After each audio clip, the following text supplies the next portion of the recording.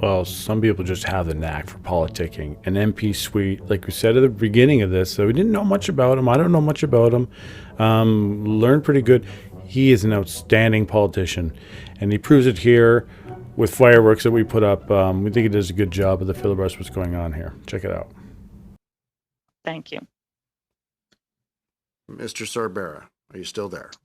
Yes, I am, sir, and you'll have to excuse me. Just my lovely and intelligent wife has just come to pick up our daughter, so I just had to say good evening and good night to them. Of course, I do have another Mr. Bear, another about 20 pages to get through, so I'm sure you'll have some patience there for my comments with regards to the motion and everything so forth. So let's talk a bit about FGI ventilators for Canadians. Point of order, Chair. Yes, Mr. Barrett, point of order. Yeah, so Mr. Sorbera just asked if I would have patience for him getting through this. I yet to interject on his off-topic and flighty ongoing filibuster, and we know that the documents that he's reading, we've heard from his colleagues, they believe them sorry, to Mr. be Chair, sacred. that's not a point of order. That he believes them to be sacred, like the blacked out documents, and we know that for this Liberal government, corruption is sacred. But we've been at this for another hour and 15 minutes. We're nearing 20 hours into their filibuster, and the points that they raise don't further their argument, Chair. We have point of order, Mr. Chair. That's not a point of order. I would ask you that you kindly intervene when a point of order is raised or clarifications that are made. When the point of order is raised, that's not a point of order. That's a matter of debate.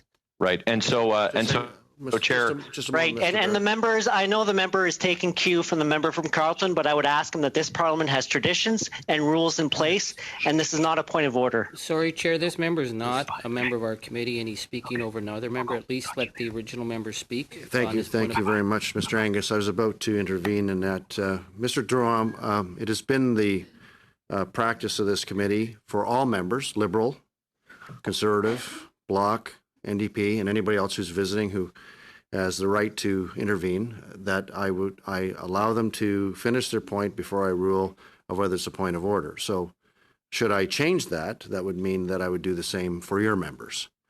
So I'm going to be consistent and allow people to, as long as they don't carry on, for a large portion of the meeting, to make their point, and then I will rule on the fact, and I have ruled a couple of times today and just told the speaker to go on as they were.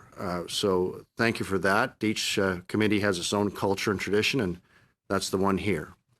Mr. Barrett, do you have some more concise comments and complete for your point? No, Chair, I'll conclude in saying that while the member, Mr. Drouin, is very eager to point out procedure and offer tips to the chair, he'd be well served to offer those to his colleagues and perhaps remind them the point of relevance in debate. And once that's done, I'm sure that we can move past the cover-up and on to truth for Canadians. Thank you, Chair. Thank you, Mr. Barrett. And I know colleagues, there's been many hours, and that might test our ability to have patience with one another, but I'd encourage you to do that. Mr. Sorbera, it's back to you now.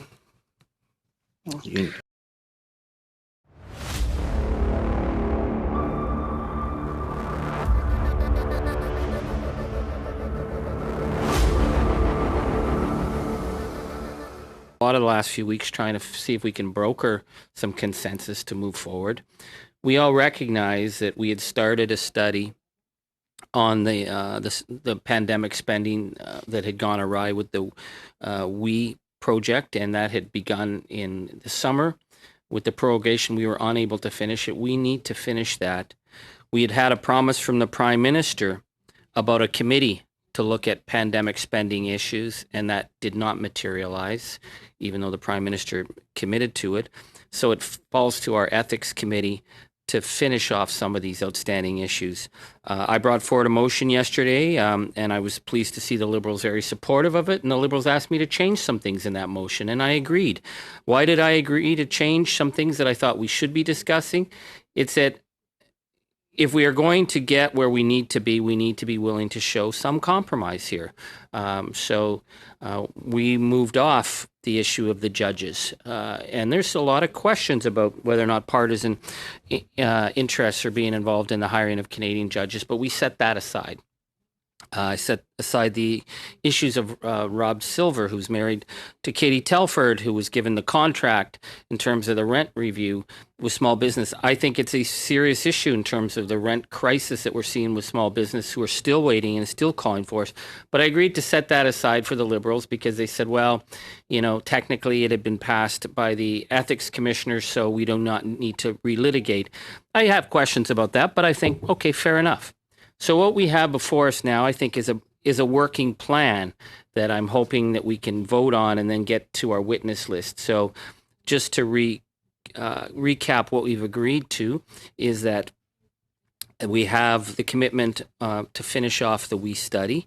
I don't know how much more witnesses we need. I know the Liberals had a lot of witnesses when the study happened. It's up to them how many witnesses they want to bring. I have some areas where we need to focus on because we need to get our report to Parliament so we can close this off. It just looks too strange not to have it finished. I'm very glad that the Liberals and Conservatives and Bloc agreed with my request to look into the issue of Palantir.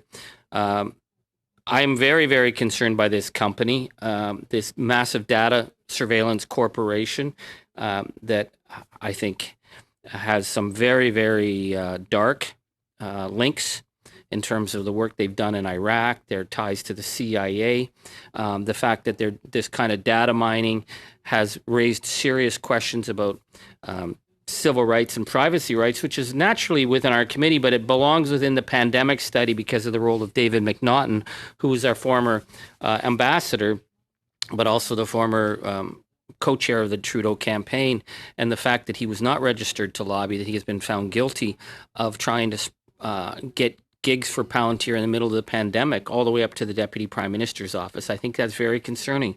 In a pandemic, we need to tell Canadians that of the massive amounts of money that will need to go out the door to help people through this, that money is always focused squarely on the making sure that people get through it, and that whoever gets the contracts for these get those contracts because of merit, and that's it, not because of political connections. Which brings us to the other thing that Liberals and Conservatives and Bloc agreed to, is that we were going to look into the contract of former Ethics Committee member Frank Bayliss, a man who I've worked with many years. I've got a lot of respect for Frank Bayliss, but there are questions about how that contract was awarded. Those are fair questions to ask. That's not cheap partisan politics. We have to know that contract was given without political favoritism to reassure Canadians. So we have that agreement.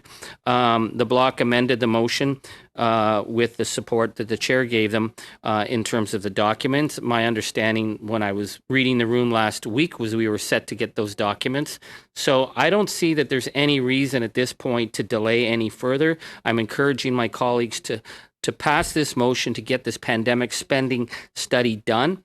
We need to tell Canadians we are actually watching how the spending is being done. We're looking at it in terms of the Conflict of Interest Act. We're looking at lobbying. I will certainly not be supporting continual extension of these hearings. We have an agreement to do the hearings. I'd like to get down to the witness list. We have other things we do need to work on. Certainly, some of my colleagues have expressed interest in working with me on the facial recognition study. That is really important right now. I think we can do really good work. And I will say, in the last Parliament, the Ethics Committee, I think, set a super standard in terms of us working across party lines to actually establish a number of standards in terms of the protections of Canadian citizens. The work of that Ethics Committee was recognized globally, and we were seen as global leaders on issues of privacy. So we have a standard to reach at our committee, and that means that we're all going to have to rise up.